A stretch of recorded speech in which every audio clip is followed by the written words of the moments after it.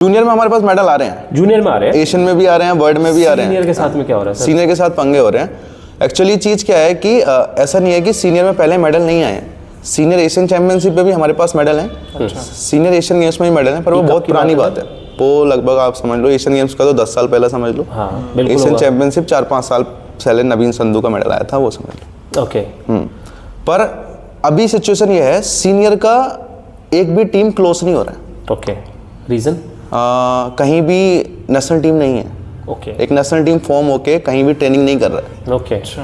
हाँ, मतलब कि प्लेयर्स को कोई एक गाइड करने वाला या फिर कोई उनको एकजुट बिठा के प्रैक्टिस कराने वाला नहीं है। राइट। अभी होता क्या है कि सपोज 2 प्लेयर्स मेरे पास मेरी एकेडमी में ट्रेनिंग कर रहे हैं, मेरे पास मैं अपना इंडिविजुअल क्लब रन कर रहा हूँ। 2 प्लेयर्स किसी और अच्छी एकेडमी में ट्रेन कर रहे हैं, 2 प्लेयर्स किसी और अच्छी एकेडमी में ट्रेन कर रहे हैं। बटा हुआ है सब कुछ, सब कुछ बटा हुआ है। वो सारा एक माइंडसेट बन के एक जगह ट्रेनिंग नहीं हो पा रहा है, ताकि सब जितने भी प्लेयर्स हैं, अच्छे प्लेयर्स हैं, सब एक तरीके से सोचें, स्किल्ड हो सके, एक गोल को लेके सोचें और आगे बढ़ें। तो ऐसा क्यों? इसमें फेडरेशन का इन्वॉल्वमेंट नहीं है क्या? हाँ, फेडरेशन ने सर एशियन चैंपियनशिप हम लोग गए थे। एशियन चैंपियनशिप जब हम लोग गए थे उस टाइम फेडरेशन ने कैंप्स लगाए हैं। एशियन क्वालिफिकेशन टाइम भी कैंप्स लगाए हैं, पर बड़े ये कैंप्स 2 महीने और 3 महीने वाले कैंप से कुछ भी नहीं होगा। इनफैक्ट 2 महीने जब कैंप लगा एशियन चैंपियनशिप टाइम, सारे बच्चों का अल्टीमेट परफॉर्मेंस, सीनियर का भी एशियन चैंपियनशिप में। पर ये कैंप्स का जो ड्यूरेशन होना चाहिए 1 साल, 2 साल, 3 साल, ऐसे टीम क्लोज होना चाहिए, तभी कुछ हो पाएगा। तभी हो पाएगा। सो इसमें लाइक मैं जहाँ तक जानता हूँ, जितना मैं स्पोर्ट्स फेडरेशन से मिलता हूँ या बात करता हूँ, हर एक स्पोर्ट्स की एक डेडिकेटेड फेडरेशन है। राइट। ठीक है, जो अप्रूव्ड बाय यूथ मिनिस्ट्री है या फिर अप्रूव्ड बाय इंटरनेशनल फेडरेशन है। मैं बात करता हूँ टाइकोंडो की। टाइकोंडो में भी सो फार आई नो कि कुछ एक फेडरेशन है जो नेशनल लेवल पे काम करती है और एक इंटरनेशनल पे करती है। आप जो मुद्दा बता रहे हो वो इंटरनेशनल लेवल का बता रहे हो। सो क्या वो आईटी जो आपका इंडियन टाइकोंडो जो फेडरेशन है, क्या वो ये इनिशिएटिव नहीं ले रही कि बच्चों को एक जगह पे लाया जाए?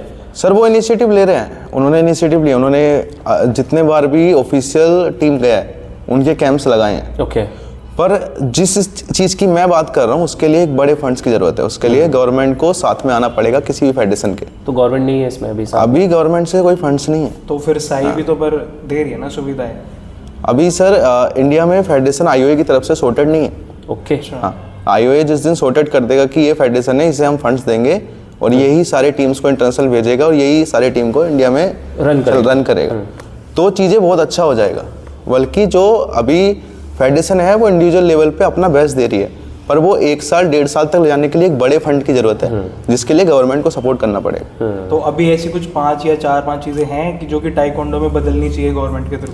सर किसी भी गेम का आप देखो, सारे गेम्स अंडररेटेड हैं जब तक कि उनका लीग सक्सेसफुल नहीं हो रहा है। क्रिकेट भी बहुत हाईलाइटेड नहीं था जब तक आईपीएल सक्सेसफुल नहीं हुआ। करेक्ट है।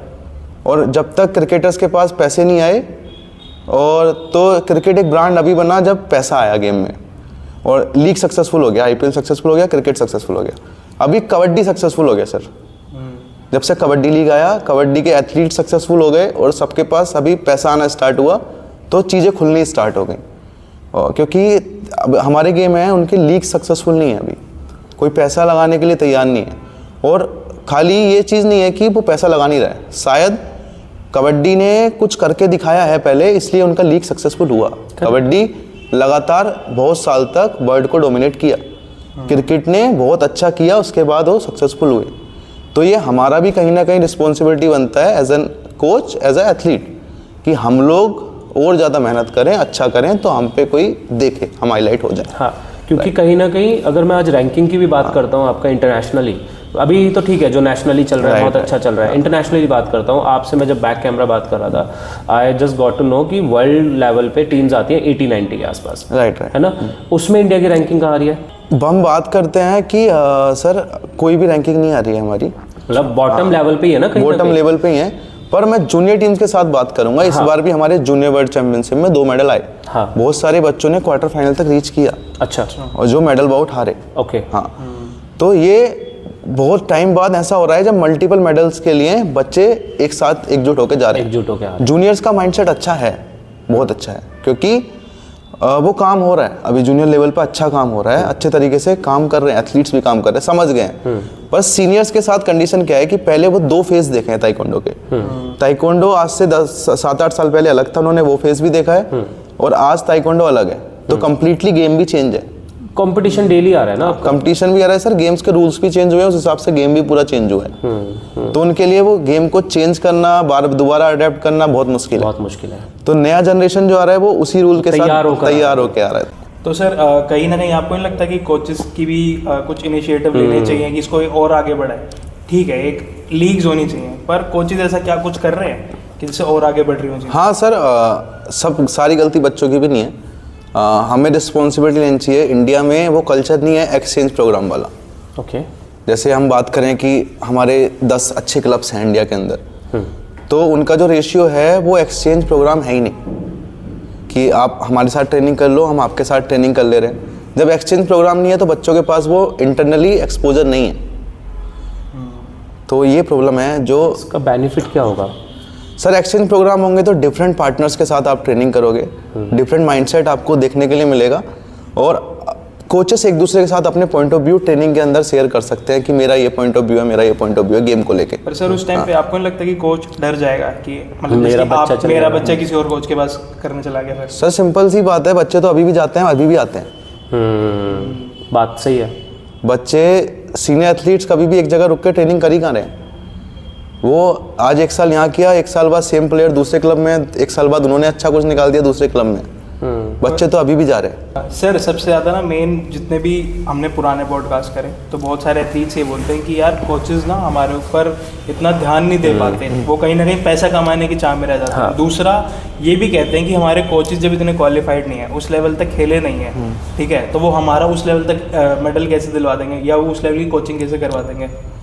बहुत ज़रूरी है सर, जो आपने क्वेश्चन पूछा ना, बिलीफ सिस्टम बहुत ज़रूरी है। और जो भी अच्छे एथलीट्स हैं ना वो कभी इस तरीके की बातें करते ही नहीं हैं। और जितने एथलीट्स बन गए जिन्होंने बहुत कुछ अच्छा किया है, उन्होंने कभी अपने कोच को गलत बोला ही नहीं। फेलियर है वो एक्सेप्ट नहीं कर रहे हैं कि हमारा भी कुछ गलती है, कि हमने शायद उतना ध्यान नहीं दिया जितना देना चाहिए था, हमने उतना डिसिप्लिन लाइफ नहीं जिया जितना हमें करना चाहिए था। उन्होंने उतना डिसिप्लिन लाइफ नहीं जी रहे हैं, और जब वो उस फेज़ में होते हैं, जब वो 16-17 साल के होते हैं, उन्हें लगता है मेरे पास अभी 7-8 साल हैं, मैं ईजी जाता हूँ। फिर 20 साल के हो जाते हैं, अभी 4-5 साल हो रहे हैं, ईजी जाता हूँ। फिर जब 24 के आते हैं तो उन्हें समझ आता है कि मैंने बहुत गलतियाँ कर दी हैं, अब ये ब्लेम किसी और के पास जाना चाहिए। तो वो ब्लेम चला जाता है कोचेस के पास, पेरेंट्स के पास, कि पेरेंट्स ने पैसे नहीं दिए, पेरेंट्स ने सपोर्ट नहीं किया, कोच नॉलेजेबल नहीं था, हमारे पास ये फैसिलिटी नहीं थी, हमारे पास वो फैसिलिटी नहीं थी। इंडिया में कितना ऐसा रेशियो है, जितने ओलंपियंस हैं आप सब जानते हो ना, आप स्पोर्ट्स में काम कर रहे हैं हम लोग, जितने ओलंपिक मेडलिस्ट हैं, कितना ऐसा रेशियो है आप बताओ मेरे को कि जिनके पास सारी सुविधाएं थी उसके बाद उनके ओलंपिक मेडल आए? ऑलमोस्ट ना है। सभी ने स्ट्रगल किया स्टार्टिंग में, स्ट्रगल के साथ डिसिप्लिन लाइफ जिया और उस गेम के लिए अपने जान लगा दी, और उसके बाद वो बने, कहीं ना कहीं बन गए। मैं आज यहाँ बैठ के लगातार बोलता रहूँ कि मेरे को फैसिलिटी नहीं मिल रही है, मैं कोचिंग नहीं दे पाऊँगा, तो मैं ये बोलता बोलता मुझे सुन कौन रहा है? मैं अब क्या बन पाऊँगा? कुछ भी नहीं। मैं काम करूँगा, वापस ग्राउंड पे जाऊँगा, काम करूँगा और उस लायक बनूंगा कि मुझे कोई फैसिलिटी दे दे, फिर मेरे को अपने आप फैसिलिटी मिल जाएगी। मतलब कुछ करके दिखाना है। राइट। और हर चीज़ का एक सब्स्टिट्यूट होता है सर। मेरे पास अगर कुछ बहुत अच्छा फैसिलिटी नहीं है तो मैं उसका सब्स्टिट्यूट ढूंढूंगा कि उसका सब्स्टिट्यूट क्या हो सकता है।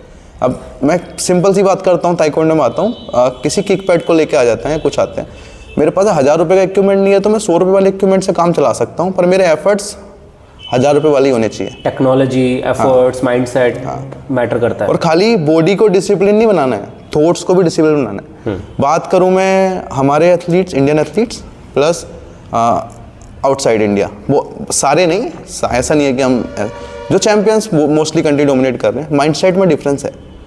आपको माइंडसेट को ट्रेन करना पड़ेगा, डिसिप्लिन लाना पड़ेगा माइंडसेट के साथ। सुबह उठते ही बॉडी से ज़्यादा पहले माइंडसेट को ट्रेन करना पड़ेगा, बॉडी अपने आप ट्रेन हो जाएगी। अगर मैं कुछ भी करता हूँ तो मेरे माइंड से होके ही जा रहा है सब चीज़ें। तो जब ये गंदगी भरेगा दिमाग के अंदर तो बॉडी गंदगी निकालेगी 100%। ऐसा ही सीन है। तो इसको माइंडसेट को सेट करने के लिए क्या करना है? सर अभी सोशल मीडिया बहुत ख़राब कर रहा है एथलीट्स का लाइफ। कैसे? सबको व्यूज़ चाहिए, सबको लाइक्स चाहिए और सबको अपने आप को वायरल करना है। फैंसी किक्स मारते हैं, गलत इन्फ्लुएंस कर रहे हैं एथलीट्स को। मैंने आजकल देखा, मैं जाता हूँ चैंपियनशिप्स में, बच्चे पहले वीडियो कैमरा लगा रहे हैं, उसके बाद अपना फाइट खेलने जा रहे हैं कि मेरा रील बनाना। मैं कोच के पास जाऊँगा पानी पिलाते टाइम, कोच का अंदर जाएगा उस टाइम जाते टाइम, और मैं एक किक मारूंगा रील के लिए, एक अच्छा किक मारूंगा, रील कट गई मेरी, नहीं। एकेडमी जाऊंगा, एकेडमी के बाद 2-4 किक मारूंगा, डालूंगा, नहीं। ये रियल नहीं है। जो रियल है वो इस तरीके से कभी आएगा ही नहीं। ये शॉर्टकट्स हैं सर, और ये गलत तरीके से ट्रेंड चला हुआ है।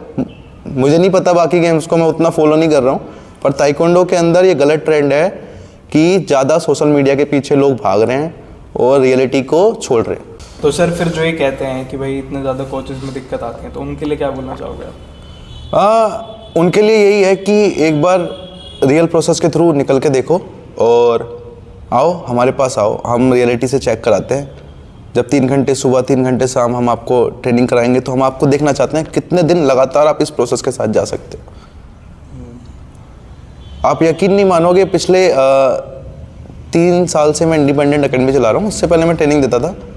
3 साल के अंदर एक भी एथलीट ऐसा नहीं है जो किसी ने 3 महीने भी लगातार ट्रेनिंग की। ओके। तो अब इसमें कोच की क्या गलती है? सही बात है। डिसिप्लिन नहीं है मतलब एथलीट खुद नहीं चाहता, शॉर्टकट्स ढूंढने हैं कि किसी भी तरीके से कोई शॉर्टकट मिल जाए, चले जाए, नहीं सर। एक एथलीट को तैयार होने के लिए 6 से 7, 8, 10 साल की जर्नी है। उसे उस डिसिप्लिन के थ्रू जाना पड़ेगा 10 साल, तब जाके वो लेवल रीच करेगा। अगर बीच में बहुत सारे डिस्ट्रैक्शंस लेके आप जाएंगे तो गलती है। आपको मैं एक पॉइंट बताता हूँ छोटा सा। किसी भी एथलीट से मेरा ऐसा कुछ भी नहीं है कि वो गलत कर रहे हैं। बहुत एथलीट्स हैं जो अच्छा कर रहे हैं, उनके बारे में कोई बात भी नहीं करेगा, और ना वो किसी के बारे में बात करेंगे, क्योंकि किसी को टाइम ही नहीं है उतना। जो एथलीट्स ये बोलते हैं हमारे पास फैसिलिटीज़ नहीं है, हमारे पास नेशनल खेलने तक के पैसे नहीं है, उनके हाथ में फ़ोन देखो सर एक बार। iPhone 15, iPhone 16 लेके बैठे होते हैं। वो 1 लाख का फ़ोन कैसे आ गया जब 20,000 रुपये नेशनल खेलने के लिए नहीं है उनके पास, या 5,000 रुपये स्टेट खेलने के लिए नहीं है? ट्रैवलिंग ही तो है सर, जाना ही तो है। तो वो 1 लाख का फ़ोन अफोर्ड करने के लिए पैसे कैसे हैं?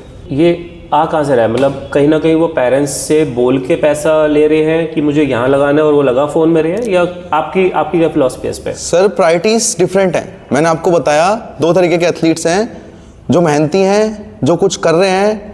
वो कभी ऐसी बातें बोलेंगे ही नहीं कि कोच ख़राब है, हमें फैसिलिटीज़ नहीं मिल रहे हैं। वो प्रोसेस के थ्रू जा रहे हैं और उन्हें रिजल्ट्स मिल भी रहे हैं। जो शॉर्टकट्स ढूंढ रहे हैं, जिनके रिजल्ट्स नहीं आ रहे हैं किसी, क्योंकि वो प्रायोरिटीज़ चेंज है उनकी। वो गेम से ज़्यादा प्रायोरिटी देते हैं अपने अलग चीज़ों में, तो गेम उन्हें भी प्रायोरिटी नहीं देगा। ऑब्वियसली गेम उन्हें ही प्रायोरिटी देगा जो लोग गेम को प्रायोरिटी देंगे। और अगर शॉर्टकट्स की बात करें तो शॉर्टकट्स कैसे? मतलब शॉर्टकट्स ऐसे हैं सर कि मेरे 100K व्यूज़ हो जाएं तो मैं एक इंडिया में जाना एथलीट बन जाऊंगा। सही बात है। और सर डिफरेंट है ना, किसी के 4 मिलियन 5 मिलियन फॉलोअर्स हो गए, कम से कम 10 साल लगाए। आज नीरज चोपड़ा ने एक बार गोल्ड मेडल लिया, एक दिन में उतने फॉलोअर्स हो गए। पर दोनों में डिफरेंट है, एक के पास गोल्ड मेडल भी है, फॉलोअर्स भी हैं अब, और एक के पास खाली फॉलोअर्स हैं। जिस दिन इंस्टाग्राम बंद हो गया उस दिन वापस वो ज़मीन पे है। करेक्ट है। पर उसके पास वो मेडल हमेशा है। मेडल हमेशा है, वो रुतबा हमेशा है, वो पोजीशन है। राइट। मतलब ये चीज़ आपने हर एक स्पोर्ट्स में एनालाइज करी है, या डेडिकेटेड फॉर ताइक्वांडो आप अभी फील कर पा रहे हैं? सर एक्चुअली मैं 24 घंटे ताइक्वांडो के लिए जी रहा हूँ। अदर स्पोर्ट्स देखते हैं एज अ शौक, पर कभी डीप एनालाइजिंग पे नहीं गया मैं उनके अंदर। पर ताइक्वांडो में मुझे दिखता है, बहुत ज़्यादा दिखता है, गलत तरीके से एथलीट्स कन्विंस्ड हैं।